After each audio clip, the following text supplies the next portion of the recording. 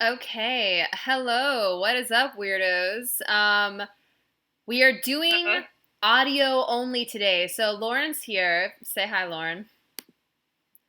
Hello.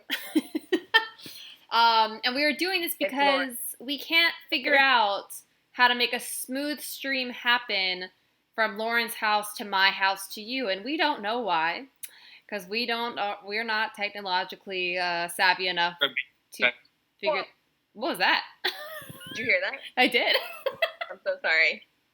It was just an ad coming up on my computer. Oh, that's You know. fine. That's fine. But yeah, we're doing audio only today. So the first thing to say is if you can hear us, that would be huge for us to know. So Yeah. I guess first of all, in the chat we have Mark, we have Larry, we have Stacy. Can any of you hear us? I know there is a delay, and I'm not too stressed about that. But as long as you can hear us, we'll get started. But first, I guess I'll ask Lauren to kill some delay time. Did you watch anything fun this week? Well, Felicia, funny you should ask. Me and my roommate watched Texas Chainsaw Massacre for her first time. Oh, Not exciting. my first time. But it was really great on rewatch. And I liked it a lot. I just think I don't know. There's not a ton of plot, which I kind of forgot.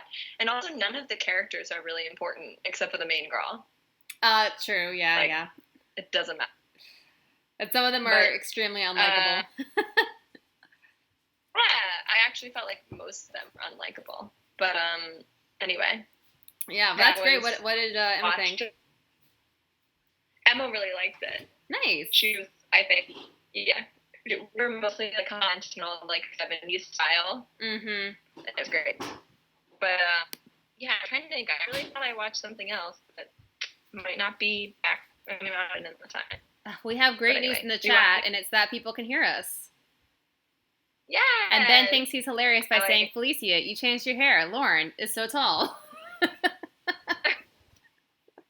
I like that we're reversed of what we're actually talking about. That's true. That's true. By the way, hi, Ben. Hello, Savvy and Rags. Hey, Robert. Also, let's see. H.E. Penny Hacker. Hey, gals, I was out walking my hamster and came up with this joke. What does Grandma and Brooklyn have in common? I can't read that out loud. She's scandalized. Her mom could be on this channel. I did text my mom and say, just so you know, we're going live with audio only today. Okay, so today we're talking about creepypastas. Did you watch anything? Oh, sorry, did I watch anything? I did just start watching Smart Guy on Disney Plus, which is bringing me a lot of joy. It's excellent. What else have I watched? I just watched The Roommate today on they put it on Netflix. It's the Leighton Meester college thriller horror movie. I'm not saying it's good. I forgot. I never. But it was super enjoyable for other reasons that I'm going to talk about in a video sometime this month. But it was fairly enjoyable. Not today. Not today. Also, I can't remember what else I watched, honestly. I feel like I've just been watching a lot of things. Oh, I watched The Keepers. I did watch that whole docu-series. I loved it. So happy you watched. Yeah. Oh my God. I loved everything about it. If you haven't seen it and you like true crime, it is for you because it was for me. It was awesome. And so twists. And what? So many twists and like added people. Oh my God. Yeah. So many twists. It's like as soon as when it starts to where it finishes, it's like I had no idea. But very exciting. Okay. So first, I'm going to talk a little bit about creepypastas and then go into Slender Man. And then Lauren's going to talk about what I find more horrifying than all of it, which is Momo. The image, I can't even look at our YouTube thing right now because Momo scares me so badly, but it's okay. She's so scary. Oh my God. She makes me upset, honestly. But Slender Man, I've never been that scared of because I wasn't quite the right age when that all started. But I'm excited to talk about it. Savvy and Rax has been watching Small Little Fires, or is it Small Fires Everywhere? Little Fires? Whatever. Everywhere. Yeah, whatever it is, on Hulu. I want to read the book. I know the book is supposed to be really good, so I want to read it first. But I do want to see it. I love Reese Witherspoon. Me too. I would watch anything she does. I would listen to anything she says. She's a blonde little goddess. Okay. Just take any of her advice. Exactly. Should I just jump in? I feel like it's probably less exciting to hear us just ramble for this part because there's no visual rambling. When you can't see her. Yeah. I'm going to go in. I think it would be great. No, I want to know everything you learned. I'm excited. What'd you say? I want to know everything you learned. Okay. Here I come. Creepypasta. What is it? It is a scary story, a picture or a legend that is shared around the internet. So, like memes. Memes can be an example of creepypasta, something that is shared over and over, whether that be on different websites, on YouTube, on, funny websites, on forums, anything like that. Do you get into them in high school? Not really. I was into like those websites that are just like a bunch of funny pictures that you scroll through. Like early version of Instagram meme pages before any of that existed. But I wasn't actually into creepypastas, and I didn't really know anything about it until later. I don't know. Because actually, I did lie a little bit, because I guess the first mention of Slender Man comes in 2009, which I'll get to. In 2009, I was in high school, but I feel like it's like the people that were like in middle school age when that all started coming up were like maybe more into this stuff. So, but I'm not really sure. That's a generalization from my own life. Okay, so the word creepypasta comes from the word creepy and copypasta. Is that how you say that? I don't know. Huh? How else would you say it? I guess maybe it's. I think it's supposed to be copy pasta because it means copied and pasted text. So I think it's supposed to be copy pasta, but it's more fun to say pasta. So creepy pasta. That's my guess. And it's funny because I think the earliest example I can think of creepypastas were the emails that used to get sent around that were like, if you don't send this to 10 people, you're going to die in this horrible way. Or even text. I used to get them in texts. So weird. And I was never someone that was on forums or Reddit. That wasn't really something I was into. But apparently that was a lot going on there as well. And what else? And so the cool thing about creepypastas is there's sort of like a digital age version of fairy tales or campfire tales, urban legends, all those kinds of things that have a couple of things that are fun about them. First of all, everyone tells it sort of their own way. Everyone has their own version of it. Particularly like when I remember when I reviewed the movie, or I did it in Horror Movie Club, a movie called The Burning, and it was about this like particular campfire tale that people tell. And I asked my boyfriend about it, and I asked some other people about it, and they all had a different version of the story, but they had all heard it at camp. So it's like that kind of thing, but just in internet form, which is pretty cool. And the other thing about it is, in a similar way, talk about like meme culture and things, is the image or the legend or the story can sort of eventually take on a life of its own and can become its own sort of entity through all these people talking about it and creating it and adding to the mythology and all those things. It can sort of spiral out of control, which is what happened with Slender Man. So, let me hop in the chat. How's everyone doing in here? Let's see, we got Ollie, we got Batman. Hi guys, how you doing? All right, so should I just go into Slender Man? I think so. I feel ready. I feel excited. Okay. So Slender Man, for me at least, is definitely the most famous creepypasta that I have heard of personally. And that mostly is probably because it became a big news story, which we'll get to a little bit later on. But let's start with where it came from. So, a dude named Eric Knudsen, I think, he was on a website called somethingawful.com, which is sort of like a forum style website where people could just share pictures and posts and those kinds of things. And he went under the pseudonym Victor Surge on that website. And they also would do these things, like little competitions or things where somebody would, and I think it's sort of like Reddit or sometimes even Twitter chains and things like that. Well, they'll say like, okay, everyone post your best version of this thing. And so in this creepypasta land, they wanted to do one called Create Paranormal Images. And people were supposed to post like the scariest thing they could think of and that they would make in Photoshop or however they made it on their computer. And he made these two images. They were like black and white of like school children. And there was this tall figure in the background. Tall, skinny, wearing a suit, and he was faceless, which is the Slender Man, the look.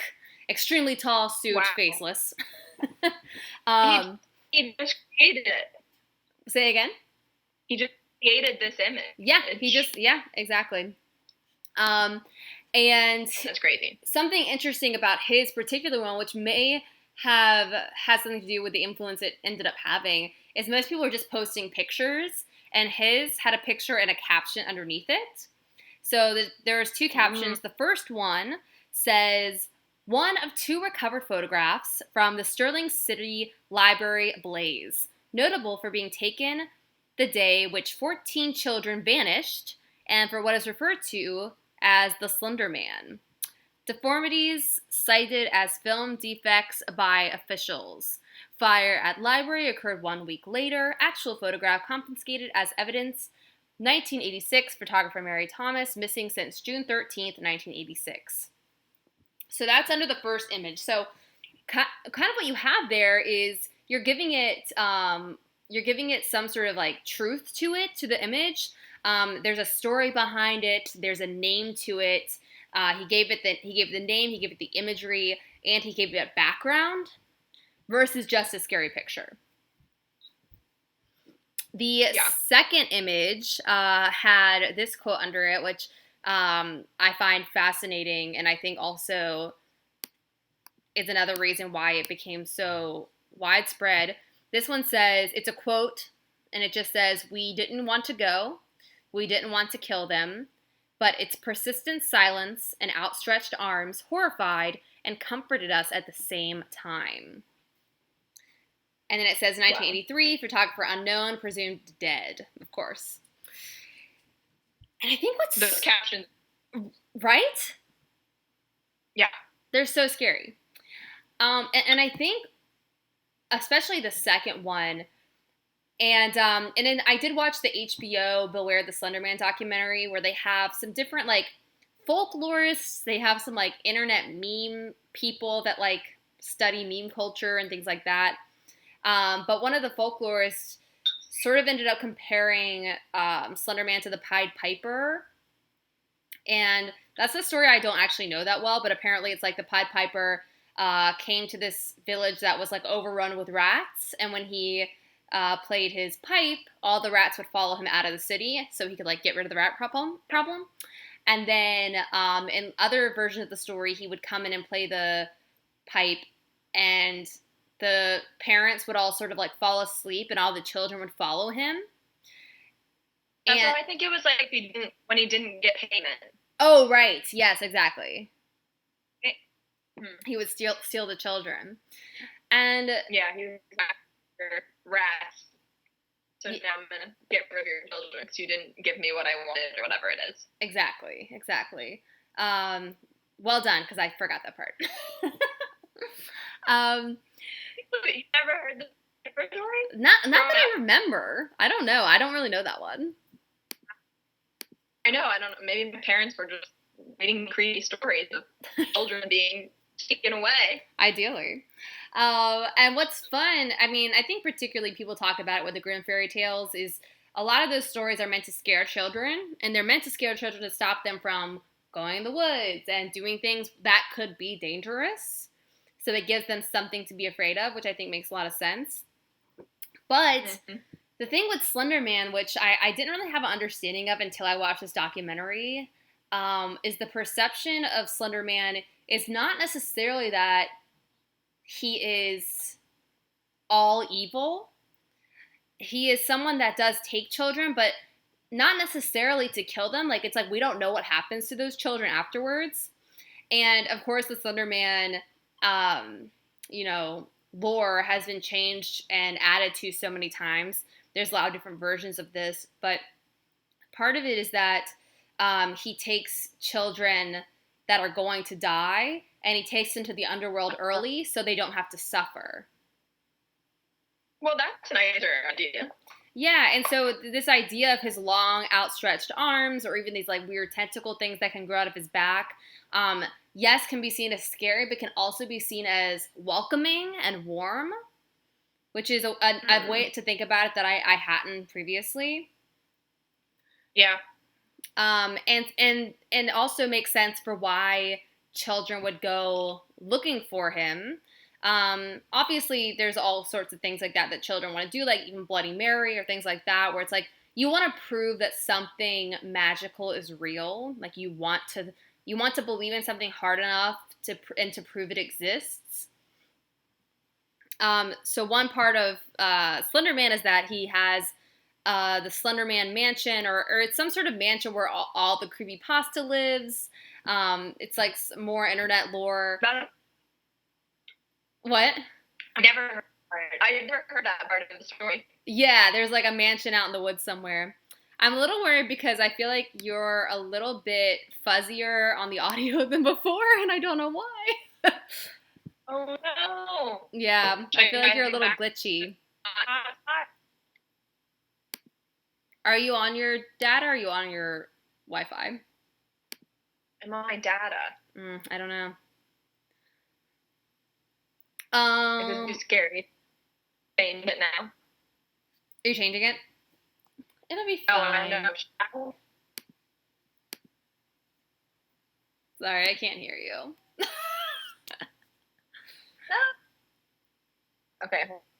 Even when we try to do audio only, we still got issues. And that's how the Sinister Sisters roll. Am I right? Or am I right? That sounds like something happened. Still there? Yes. I don't know. You're so much clearer now. Wait, really? Yeah, I can hear you better now, too. Well, I give up. This is my Wi-Fi. Okay, let's just go with it. Let's go with it. Okay, so according to the internet, I already talked a little bit about his appearance, but Slender Man, of course, is, 8 feet tall. He's taller than a normal being. And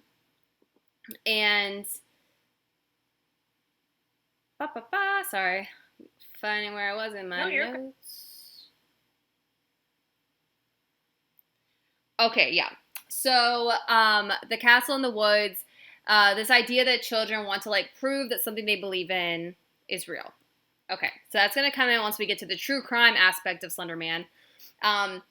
But the other thing that I found some people talking about Slender Man is the fact that a lot of creepypastas are so based in a jump scare or gore or, something more graphic. And Slender Man is much more psychological horror, where it's you don't know. It's like Slender Man, it's you don't know if you saw it or not. It's sort of like this thing that you might have caught a glimpse of and you're not sure if it was there or not. And I think that's most well looked at in the YouTube series Marble Hornets. Have you ever seen this? That's my favorite. We watched it in high school. I think I told you that at some point. I don't know. That's awesome. I honestly wish I had watched it in high school. I didn't watch it until the movie was coming out. And I told Matt, who we both know, that I hadn't seen the Marble Hornets, and he showed it to me. And it truly was horrifying. It's so scary. It's so scary. And so the story behind this... very Blair Witchy. It's very Blair Witchy, yeah. And to just blow your mind a little bit, and I checked these dates, and they just don't seem possible to me, but this is what I found. So the original post on somethingawful.com by Eric was on June 8th, 2009. So that was the original. That was the first time Slender Man had ever been on the internet. And Marble Hornets started being posted on June 20th, 2009. I was gonna say it had to be before 2011. Yeah. That's crazy. So like the just to see that, to go from a picture to video content, like how fast Slender Man like spiraled out of control is pretty wild. If you haven't watched Marble Hornets, I definitely recommend it. It's just terrifying. But it's basically someone going through all these tapes for this like low budget film called Marble Hornets that never got finished. And there's like some mysterious stuff around the film, and they're going back through the footage, and it's like, do you see Slender Man or do you not? Is something staring in the window? Is it not? And so it's actually, it reminds me now that I'm thinking about it, a little bit of Invisible Man. Yeah, and how that movie teaches you very quickly to be scared of empty spaces. Yes. And I feel like it's similar with Marble Hornets, where it's like you're watching something and you know something is going to be there, but you don't know if you can see it or not yet, and that's what makes it so scary to me. And it's like, when we were watching it, it was like, we were watching it on laptop, so it was like, you'd like lean into the screen to like see if you could see it as close as you could. Exactly. But then you're also like scared something's gonna pop out. Exactly. It's like it really pulls you in. Do you remember those like horrible YouTube videos that would show you something silly, and then at like the 10-second mark it would like show you the Exorcist face or something? Yes. People were obsessed with those for a while. Yeah, so rude. So rude. Okay. So after the Marble Hornet stuff, obviously a lot more internet lore, but I do want to mention in 2012, the Slender Man video game came out. It was called Slender the 8 Pages. And within... terrifying. Yeah, have you ever played that? I have never played it, but I watched YouTube videos of people playing it. And it was so scary. In the first month of its release, the game was downloaded over 2 million times. What? That's awesome. It's amazing. And that just like already shows you the power of this creature, of people knowing it so well that when something like that comes out, it's like everyone flocks to it. And it's like, it's the same thing that we always think, where it's like, it's fun to be scared, right? It's like why we watch scary movies. Like we want to be scared. And video games sort of like make that even a level up of like you're controlling the action of it. And totally. And so I think that also is, you know, it's part of this whole thing. And then 2014 happens. So this is now going to be like the true crime portion of this Slender Man talk. And so if you don't like to hear about real life stabbings, then maybe click off and come back. But here we go. So May 31st, 2014. In Waukesha, Wisconsin, a 12... Significant later.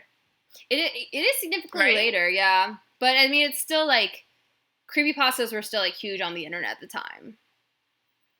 But were they still doing the Marble Hornets thing? Good question. They actually had, like, multiple seasons. Sorry, go ahead.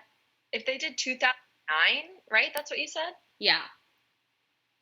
That's crazy. This That's is just much like 5 later. years later, Slender Man was still a thing. Yes. But it's also to note is like by this point there is so much internet lore about it. With that much time passed, like think about the rabbit holes you could go down in terms of Slender Man, which I think is sort of what happened here. But the story is this little 12-year-old named Peyton Lettner. She was lured into the woods by her two also 12-year-old friends, Anissa Ware and Morgan Geyser, all 12 years old. And Anissa and Morgan stabbed their friend Peyton 19 times.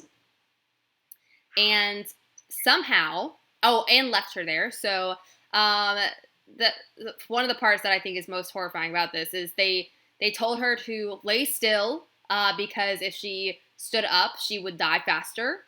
And they said, we're going to go get Oh my help. God. Yeah. They told her they were going to go get help after they stabbed her. And then their plan at that point was to go to the Slender Man castle. And that's what they were going to do. And so they, and I don't even know how this little girl did this, but this girl, Peyton, like basically like dragged herself to an open clearing, and a bicycle, Oh my God. yeah, a bicyclist found her and called 911, and she lived. So great news there. That's She is crazy. alive and well. Somehow survived 19 stab wounds. And Anissa and Morgan were found walking 5 hours later because basically the Slenderman castle, according to, whatever internet lore they happen to be looking at, is supposed to be in, I'm going to say this wrong, Chekamingan Nicolet National Forest. I know I said that wrong. I'm so sorry. But it was like they had no concept of distance, and so it was like a 5-hour drive from where they were walking, but they were like walking to the Slenderman. Like that's where they thought they were going. They just didn't really know how to get there. And they also like to what? Tell the Slenderman that they stabbed their friend? Yes. So once the girls went into questioning, they were picked up. And I mean, and this is what's so crazy, and you can see the documentary or just on YouTube, is both the little girls are so open about the fact that they just did this. There is no lying. There is no trying to cover anything up. They tell them exactly what happened, and they say that they did it for Slenderman. They wanted to prove their loyalty to him, so they could become his proxies, which in the internet lore, a proxy is basically like one of his minions that can do his bidding. And they wanted to prove his existence to the world because they truly believed he was real and other people didn't. And they also believed if they didn't kill their friend, that Slenderman would come and kill their families. Jeez. Yes. So this is obviously totally horrifying. And it's really scary to see the interviews with police because, like I said, like they don't seem sorry. They don't seem remorseful, neither of them. They seem very much like, we had to do this. They had been planning it for like 6 months, which is crazy. God. It's like premeditated murder. Like it's so, I mean, or, they didn't actually kill her, thank God. But they planned on it, and they had actually like planned to do it a couple times, and this is the only time like they like, I guess, got up the courage to do it. And by the way, so Anissa technically she watched it happen, and sort of like helped Morgan get up the courage to do it, and Morgan is the one that actually did the stabbing. So just context for when we get to their, sentences. But this whole case sparked a lot with the media. First of all, whether these girls were going to be tried as adults or not was huge because, yes, they're 12, but they had planned this out and showed no remorse. And so that's, concerning. It wasn't like, oh, we were playing and we messed something up. It was like, no, we planned to kill her and we tried our best to kill her. Right?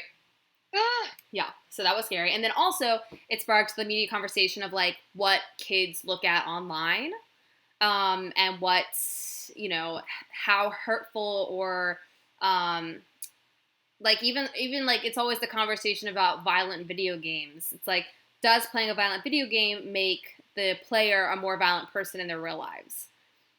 Does looking at creepypastas or scary things, or even you could even say, like, does watching horror movies make a more fucked up person? And I think sometimes with horror fans, it's sort of that we get questions like that, like, why would you want to watch something so horrifying? And with Slenderman, it's like, why would you want to look at something so spooky? And then so the couple of issues that came up, Morgan, so she actually was basically diagnosed as schizophrenic. Wow. which I also didn't know until watching the documentary. Her father is also schizophrenic, and it's interesting to listen to her parents. It's interesting to listen to both sets of parents in the documentary because neither of them saw it coming at all. It's like both like not like they felt like there were no signs. Oh my god. Because literally the three little girls were I think at Morgan's house for a sleepover for Morgan's like birthday, and the next morning, and she said they were all running around and playing and yelling and the same thing they always do for slumber parties, and then the next morning they led the girl to the woods. Like it was so like confusing. Morgan's mom did in the documentary sort of come out and say that there were some things in Morgan's childhood that they were confused by. They said that they did wonder if she had a lack of empathy. They talked about her. She didn't really cry at movies or when people got hurt. Like she talks about watching Bambi with her as a really little girl, and when the mom died, she was like yelling at Bambi to save himself. Which, I mean, I don't think every kid needs to cry at Bambi necessarily, though I do. Yeah. But it's just, I don't know. It's something that they noted in the documentary. And the fact that Morgan has said that she has had hallucinations since she was like 3 that she remembers. And she has like full-blown schizophrenia where she has a lot of like people that she believes that are there that she doesn't want taken away from her, which is another interesting thing her father talked about and because her parents were like, she never came to us and said she was seeing things no one else saw, and the father was like, yeah, as a schizophrenic, that's because she didn't want people to take away her friends because she was like a loner and her friends were her hallucinations. Which is just brutal to think about when you're like thinking about like a 12-year-old little girl. Anissa, so she seems to be, I mean, unclear, but it seems like Anissa was much more involved in like the actual like internet lore of it all, and not that necessarily one convinced the other to do it. I think it definitely was like the spiraling of these two girls getting really into this creepypasta, getting really into Slender Man, starting to truly believe in Slender Man and believing they had to do this thing, and it spiraled together. Like, it doesn't really seem like one was the psychopath and one was the, like, listener or whatever. Yeah. Because even, like, Anissa, it's funny because at first you think, well, Morgan stabbed her, so it's probably she's the evil one, and Anissa was just standing there. But then as, like, the documentary goes on, it's like, well, no, it's definitely both of them. Like, Anissa, I don't know, she really believed that the Slender Man was real. And she really believed that her family would be killed if she didn't do this. And it's wild. That's crazy. If you haven't seen the documentary, highly recommend. I know, I can go watch it. Yes. And I also want to talk about a couple more just really brief incidents that came up in the news via Slender Man after this happened. So once again, that was 2014. Sorry. I'll also tell you the end of that story. So they ended up... Sorry, what? I was going to say, who went to jail? Yeah, that's what I want to tell you. So their trials ended up happening in 2017. Morgan, she was 15 by that point. She pled guilty to attempting to commit first-degree homicide. And her sentence is basically that she has to stay in a mental hospital. I think it's 2 to 3 years. And then she is sentenced to 40 years. Sorry, I'm actually confused by this. Hold on. Okay, sorry. So the mental hospital she was staying while waiting for trial. She has to stay there for 2 to 3 more years. And then February 1st, 2018, reported that she had been officially sentenced to 40 years in a Wisconsin mental hospital, which is the maximum sentence allowed. But in a mental hospital? Yeah, which I thought. I just want to make sure I got that right. Yeah, that's what it says. Hold on. I'm pulling up the Wikipedia because I want to make sure I am not right. I mean, I am right. Let's see. Okay, and Anissa also pled guilty to being a party to attempted second degree homicide. Um, the jury found her not guilty by mental disease or defect, which I think they did try to bring up in Anissa's case. And they said no, she was mentally sound when she did this. Wow. And she was sentenced to 25 years to life. An indeterminate sentence involving at least 3 years of locked confinement and involuntary treatment at a state psychiatric institute, followed by communal supervision until 37. So she goes into like normal prison, whatever, until the age of 37. Wow. Okay, and then, all right, I'm just repeating this in case I got it wrong before. Morgan was sentenced to max 40 to life. An indeterminate sentence involving, once again, 3 years in locked confinement. In addition, involuntary treatment at a state psychiatric institute. But she has to stay in jail. So hers is basically at least until 53. Anissa's is at least until 37. So I assume, I mean, unclear, you never know. I assume they will probably get out around those ages. But it's possible that they could stay on longer. But because they were so young when this happened, you never know. So that's the end of their story. Yeah. And then the other incidents. So about 6 months, is that right? I don't know if it was 6 months, but after hearing the story, an unidentified woman from Cincinnati, Ohio, told a reporter that her 13-year-old daughter attacked her with a knife and had written macabre fiction, some involving Slender Man, and said that the monster motivated the attack. Okay, so during this, by the way, there's like a big news spiral of like things like this happening because of these two little girls doing the stabbing. Everyone's like terrified that all the children are going to be, you know, dangerous. Yeah, watching all this stuff. Yeah. Yeah. In 2000, okay, that was June 2014. In September 2014, a 14-year-old girl in Florida set her family's house on fire while her mother and 9-year-old brother were inside. They said they found on her computer online stories about Slender Man and also a manga character called the Soul Eater. And they said there was a connection between that and her setting the fire. And then, I don't know. Maybe the creepiest version of this that I can find is in 2015, there was an epidemic of suicide attempts by young people aged 12 to 24 at the Pine Ridge Indian Reserve. Slender Man is cited as an influence for many of these. And the Oglala tribe president noted that many Native Americans traditionally believe in a suicide spirit that has a lot of similarities to Slender Man, which I thought was fascinating because the idea that Slender Man opens his arms and brings you to the underworld early, and then this like connection to the suicide spirit, I thought was like very interesting.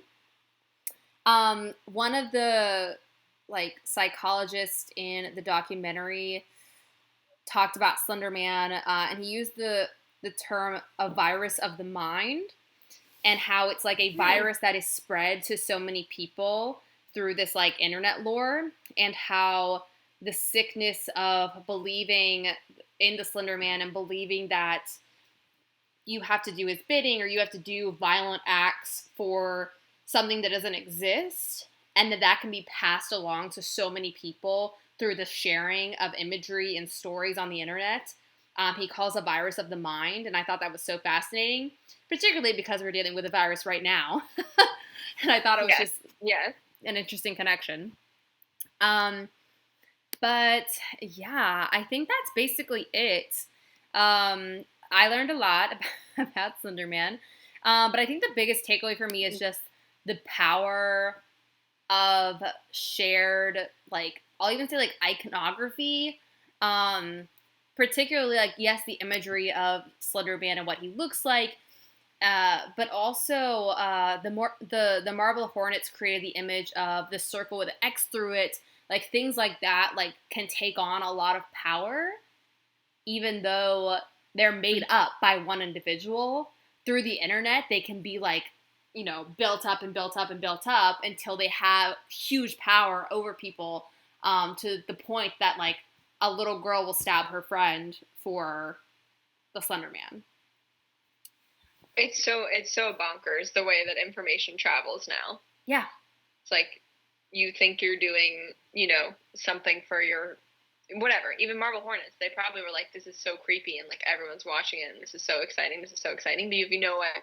Like no way of knowing how it'll affect everyone. Exactly. It's even, I mean, it's similar to like fake news and like Facebook trying to be able to verify news sources, because if one story is perceived as truth and is then shared to 1,000 people who share it to 1,000 people, it basically becomes truth in a way, because so many people believe it. Right. So, woo, it's crazy.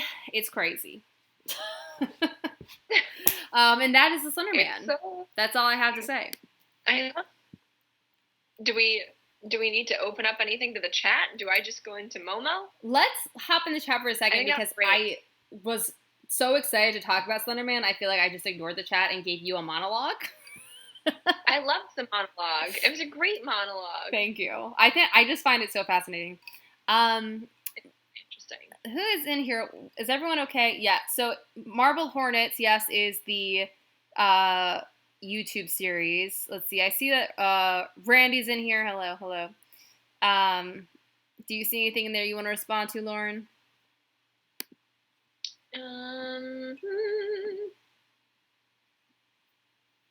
Yes. All these things. My chat box is loading, so I can't see it right now. I think we're good. Okay, cool. Thank you all for sticking around through this audio-only thing, by the way. I was going to say, Batman says that he worked, or it says, as a bloke who has been sectioned in a mental hospital in the past. It's crazy interesting what sort of stuff people really believe. That's crazy. Yeah, absolutely. All of this. Anyway, I'm going to go into Momo. Yeah, unless someone says something crazy. So, I have to be honest, Momo is the scariest thing I've ever seen. Agreed. When it was big, that face terrified me. And so this was sort of my way of my kid with the ring and other things in life. So I'm diving in. But basically, Momo was an online challenge. So it started in 2018 and then had sort of a big surge in February 2019 in the United States. But as you can see from this terrifying picture that Felicia put up, she's sort of, I always think she's like a little reminiscent of Samara from The Ring. I can see just that. Like the stringy dark hair. I don't know. But also that she's a demon sort of possessing and menacing the youth. So she is said to possess young people through screens, which is interesting considering you're talking about the Slender Man. Mm-hmm. So the Momo challenge encouraged people to text a random number and it started on the messaging app WhatsApp is like the first, well, we'll talk about this later, but that was like mostly where it started. And a creepy bird woman responds back and asks the user to perform a series of escalating dares. Whoa, I didn't even know that part. Yeah, have you seen, it reminds me a lot of that Black Mirror episode. Have you seen, I don't even know which episode it is, but it's like the kid keeps getting texts that are like, you need to do this next or this next. Oh, no. But it's basically like you have to do these dares, and if you don't complete these challenges, the phone number threatens to leak your personal information to family and friends and strangers. Whoa. Which is interesting. I know, because I always feel like it, like, I don't know. To me, that feels like it comes from like a someone has to take nudes, but I'm sure there are other things that could be leaked. Yeah. That you wouldn't want leaked. But so later versions of the story warn that also like Momo might appear like midway through children's videos or like on other YouTube channels or other things. So it's like it spiraled into like Momo could appear at any time. But it started with like text this number and that's Momo, and then you get all these dares. And then there are also basically the escalating dares are like possibly self-harm, possibly suicide at the end. And there are there are other adaptations where like she makes the first contact through like private messages or various apps or like in like video games voice chat, which I thought was super creepy because I've been doing a lot of that with my others. So that freaked me out. But so the first like news about this that I could find was the Buenos Aires. The game's linked to the suicide of a 12-year-old girl. Can you say that one more time? I think you cut out for a second. Oh, I cut out? Yeah. Did you?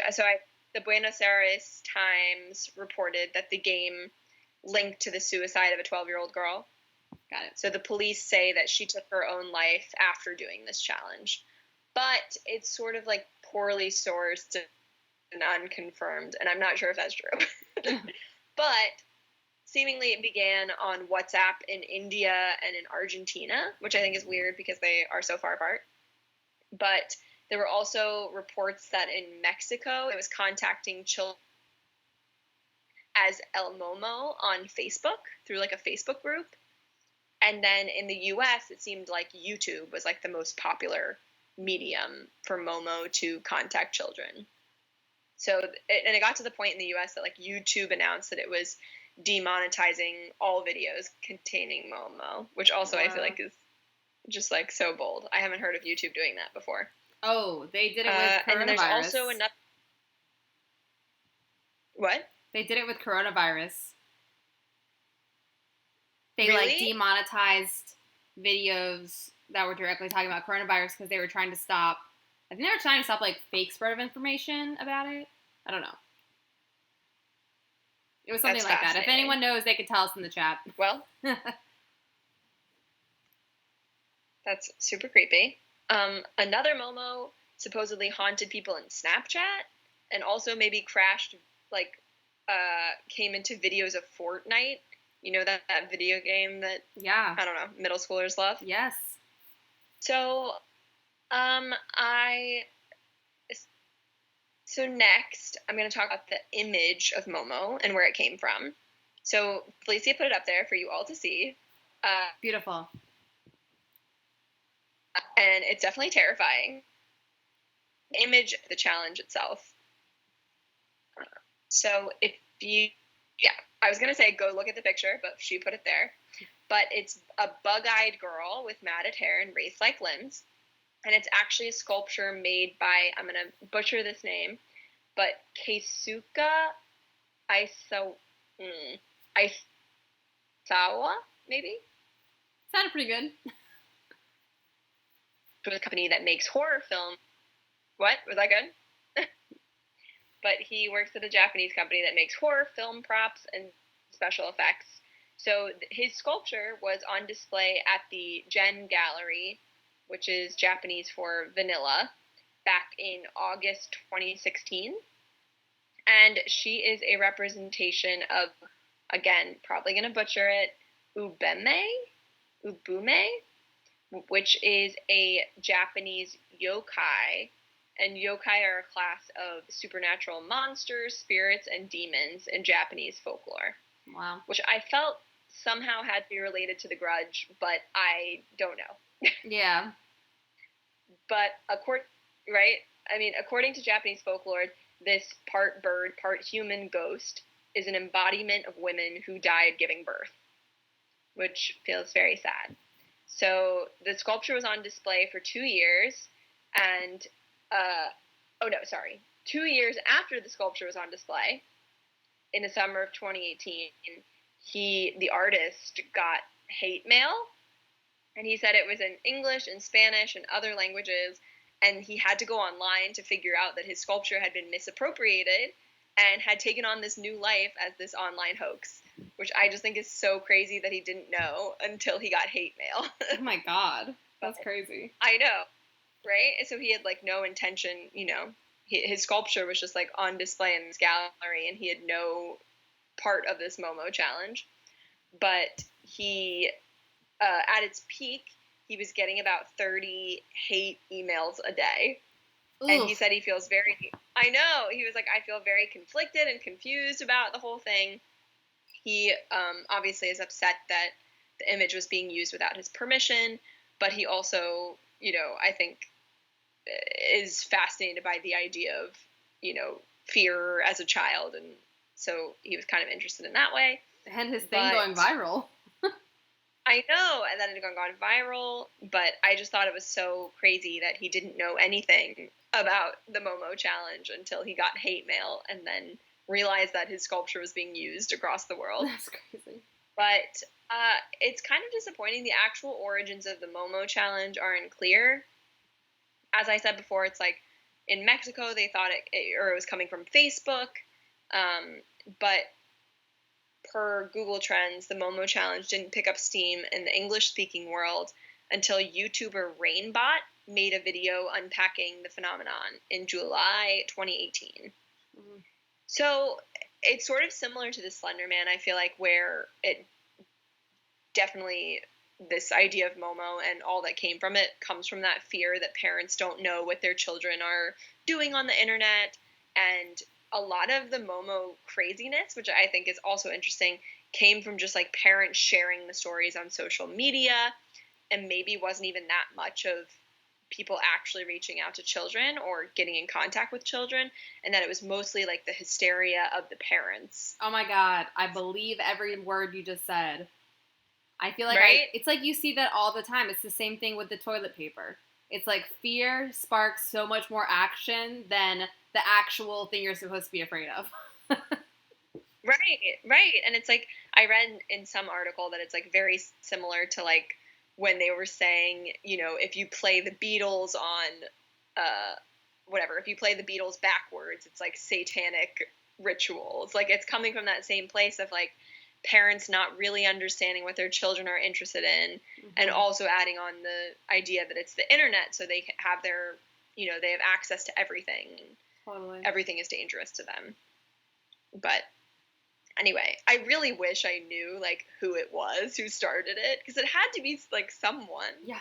But it reminds me, because I didn't know any of this, it reminds me a little bit of Wrinkles the Clown, which mm-hmm. I did a video on because that documentary came out.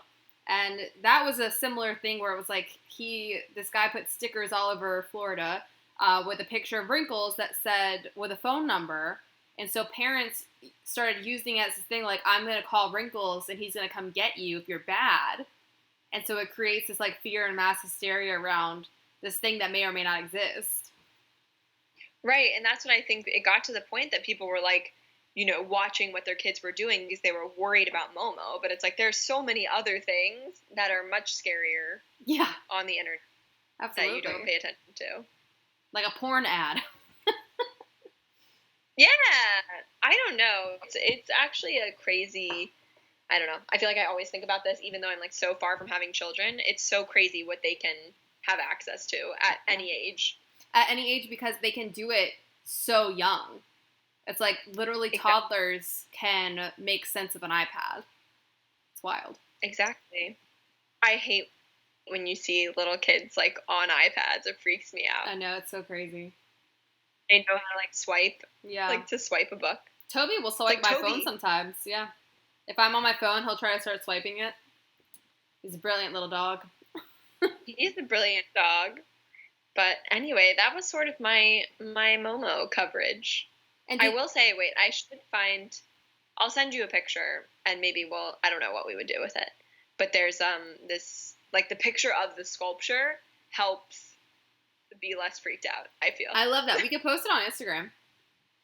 Oh, yeah. We could put it in our story. Yeah.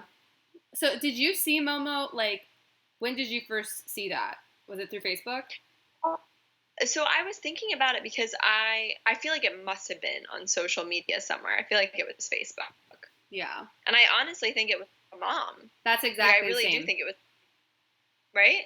Yeah. It was a mom being scared of the thing, of their child seeing Momo. Yes. By sharing an Yes. image of Momo, which then just sends the image out more and more and more, which is so funny. Exactly. It's so crazy. And then I hadn't seen it before, but someone have you seen the Kate McKinnon SNL sketch about Momo? No. It's amazing. So you'll watch it after this, but it's like a chicken restaurant mascot mixed with Momo, and she's so scary. Oh my It's god, really that's funny. horrifying.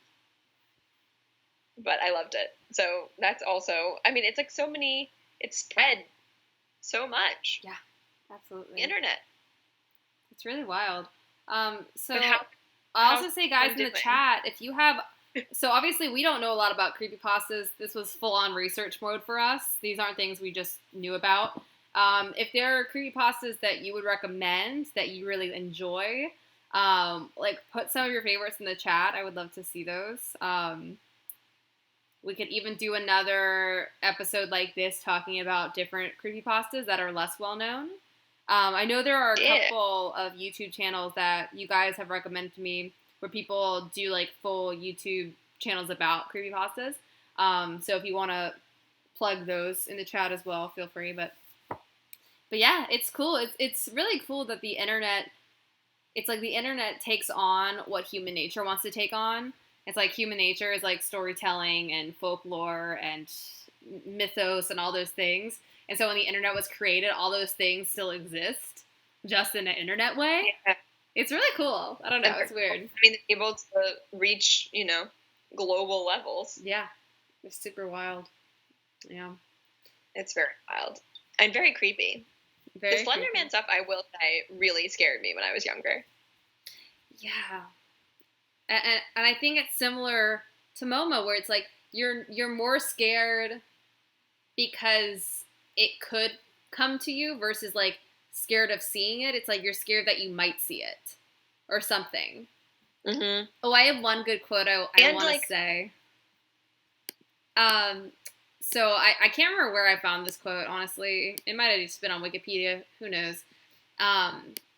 Or maybe one of the little girls actually said it, but it says, once you know about him, he knows about you.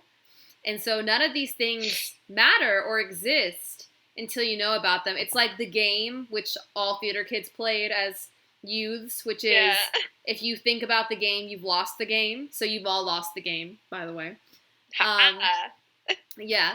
And but it's a similar thing where it's like, until it's told to you, it doesn't exist. And as soon as it's told to you, it is now real and to be feared. Because once you know about it, it knows about you and can be watching you. So cool. I know. I think that's how I feel about ghosts, actually. Like, if I don't believe in them, I won't see them. They don't believe in you. Yeah, exactly. I love that. Anyway. So yeah, this was our audio only live stream / podcast, whatever. I was actually thinking I might be able to edit this together into a podcast to actually post. Oh my god. Because I feel like that would be so... Yeah, because I feel like this one in particular, we talked a little bit more in monologue form. I'll try. I'll see what happens. But we'll see. Tell us if this was better than seeing our lagging faces. Yeah, was this better? Let us know. But I think that's going to be about it for us, right? Do you have anything else? I don't think so. I had a great time. I had a great time. Oh my gosh, my big news of the day is I'm learning how to play the ukulele. It already came? You Are My Sunshine. Yeah. Oh my gosh, so fast. I love that. I know. So tell me if you have ukulele songs that I should learn. I'm going to tell you one right now.